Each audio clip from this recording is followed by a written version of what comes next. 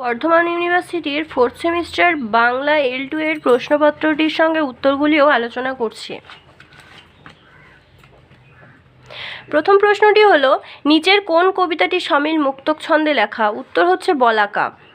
আমার সন্ততি স্বপ্নে থাক, এই উক্তিটির রচয়িতা হলেন শঙ্খ ঘোষ। বলাকা কবিতায় উল্লেখিত নদীর নাম ঝিলম।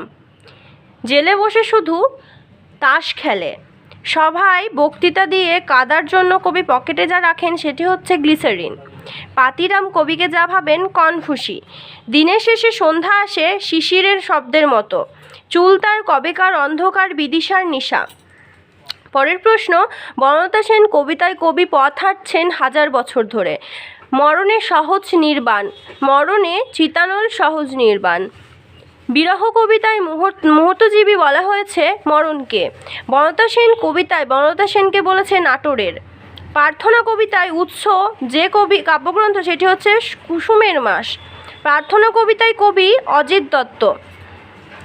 প্রার্থনা কবিতায় কবি কথক কৈশোরের স্বপ্নে গিরিচিরে কি দেখেছেন? গন্ধর্ব নগরী।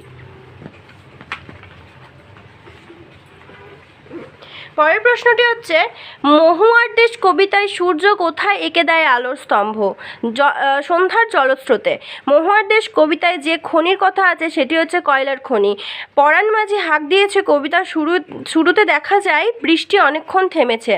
ধোঁয়ার বঙ্কিম নিঃশ্বাস ঘুরে ফিরে আসে শীতের দুঃস্বপ্নের মতো। তারপরের প্রশ্ন, তোমার ভুরুর মতো সরু চাঁদ। যে পাড়ার বাঁশের সাঁকো ভেঙে যাওয়ার আশঙ্কা করা হয়েছে সেটি হচ্ছে কুমোরপাড়া। বাঁকানো চাঁদের ফালিটি।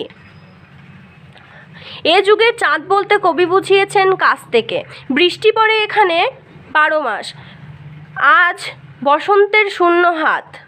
পাথর করে দাও আমাকে নিশ্চল। পরের প্রশ্ন, বাবর প্রার্থনা করেছেন সন্তানের আরোগ্যের জন্য।